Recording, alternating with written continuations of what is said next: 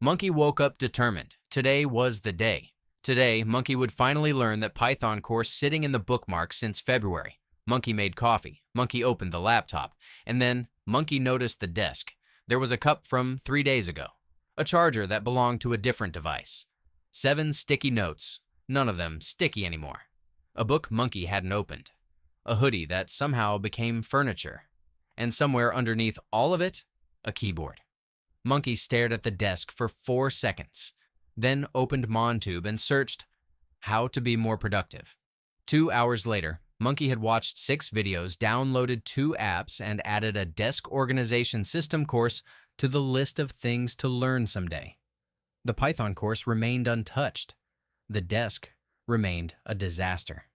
And Monkey felt, somehow, exhausted. So, what happened? Monkey isn't messy. Monkey isn't lazy. Monkey's brain did exactly what it was designed to do, and the desk did exactly what a messy environment always does to a brain that hasn't been warned about it. And here's the thing. The mess wasn't the problem. The mess was the symptom. The actual problem lives about 3 centimeters behind Monkey's eyes. Monkey's brain is not a computer. It does not sit quietly in the background, waiting for instructions, ignoring everything else. Monkey's brain is more like an extremely anxious security guard who must catalog every single object in the room at all times. Cup on the desk, registered. Unread book, registered. Charger that doesn't belong here, registered. Suspicious hoodie in the corner, registered. Threat level, unclear. The brain calls this process directed attention. Every object in Monkey's visual field makes a small claim on Monkey's cognitive resources. Not a big claim, not enough to notice individually. But they add up, object by object, sticky note by sticky note, until Monkey sits down to do something important and the tank is already half empty, and Monkey has no idea why. Scientists call this cognitive load. Monkey calls it, I just can't seem to focus today. It's the same thing. But wait, it gets more specific than that. Monkey's brain has a system called the default mode network. When Monkey isn't actively doing a task, this network switches on. It wanders, it worries, it makes lists, and it is extremely sensitive to unfinished things. A pile of papers on the desk isn't just a pile of papers. To the default mode network, it is an open loop, an unresolved question, a task that exists in a state of uncomfortable incompleteness. Monkey sits down to write. The pile of papers sits in the corner of Monkey's vision. Monkey's brain quietly registers, unfinished, unresolved, not done. It doesn't interrupt. It just hums. Like a notification Monkey can't quite dismiss. Psychologists call this the Zeigarnik effect, the brain's tendency to fixate on incomplete tasks far more than completed ones.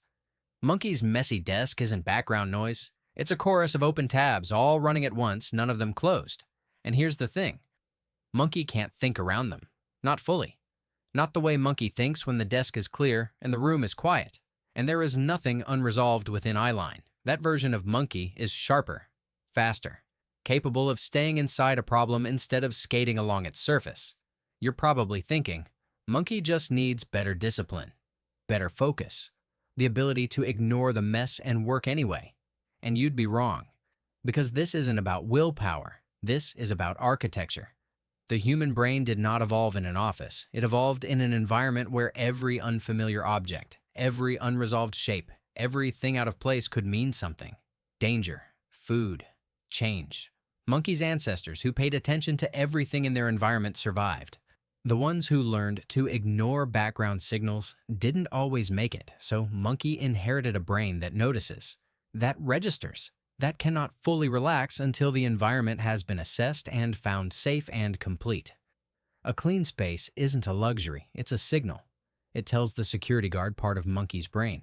Nothing to report. Stand down. And when the security guard stands down, the thinking part of Monkey's brain finally gets the full budget. If this is starting to feel uncomfortably accurate, subscribe, because Monkey is about to find out how much worse it gets before it gets better. There's a reason Monkey feels a specific kind of tired after spending 4 hours in a cluttered room, even if Monkey didn't do anything physically demanding. That tiredness is real. It has a name: decision fatigue. Every object in a messy environment that doesn't belong there is a micro-decision Monkey hasn't made yet. Should this be moved? Filed? Thrown away? Monkey didn't decide, so Monkey's brain keeps it in a queue. Item after item, the queue grows. By the afternoon, Monkey's decision-making capacity is genuinely depleted, spent not on work, not on learning, but on a desk Monkey never dealt with. And so Monkey does what depleted brains do. Monkey reaches for the easiest available source of stimulation. MonTube. Scrolling. Something that requires no decisions, produces a small dopamine reward, and feels, just barely, like doing something. The mess created the exhaustion. The exhaustion created the scrolling. The scrolling created guilt. The guilt created more mess. Monkey calls this a bad day. It is, in fact, a very predictable loop.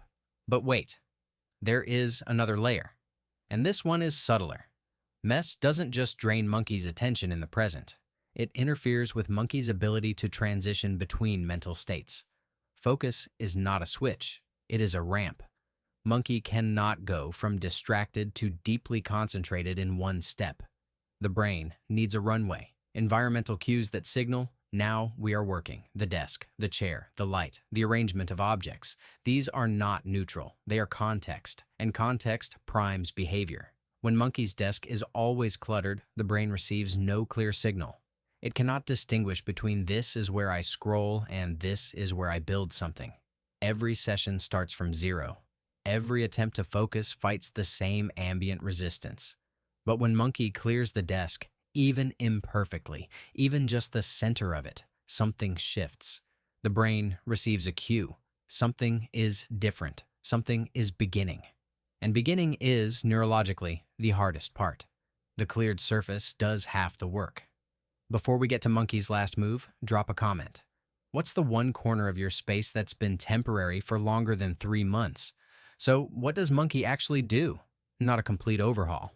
Not a Pinterest-perfect reorganization system that takes a weekend and gets abandoned by Tuesday. Monkey starts smaller than that.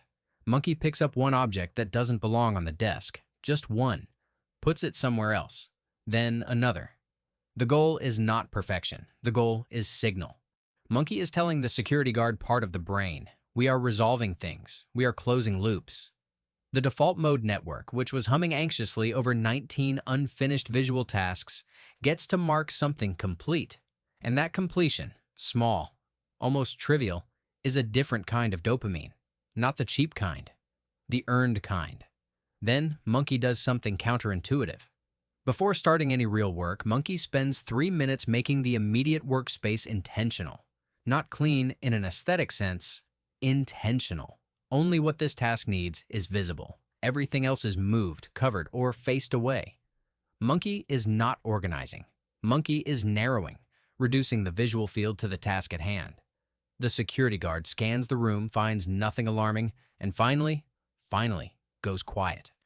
And in that quiet, something Monkey forgot was possible happens. Monkey thinks. Not skims, not half processes, thinks. Follows a problem all the way down instead of bouncing off the surface, stays inside a task long enough for it to become interesting, long enough for difficulty to stop feeling like failure and start feeling like traction.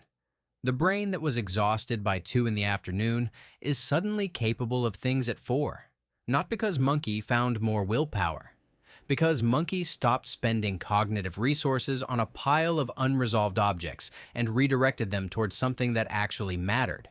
Monkey also learns one more thing, quietly, without announcing it. The state of Monkey's space and the state of Monkey's mind are not separate. They are in conversation. When Monkey's thoughts are scattered, the desk gets cluttered. When the desk gets cluttered, Monkey's thoughts scatter further. It runs in both directions, which means the intervention can start from either end. Monkey cannot always control the internal noise. But Monkey can almost always move one object off a desk. And sometimes, that's enough to change the direction of the whole day. Algorithm still runs the internet. The notifications still arrive. The unread book is still there. But the desk is clear. Monkey opens the Python course, writes one line, breaks it, fixes it. The security guard has nothing to report.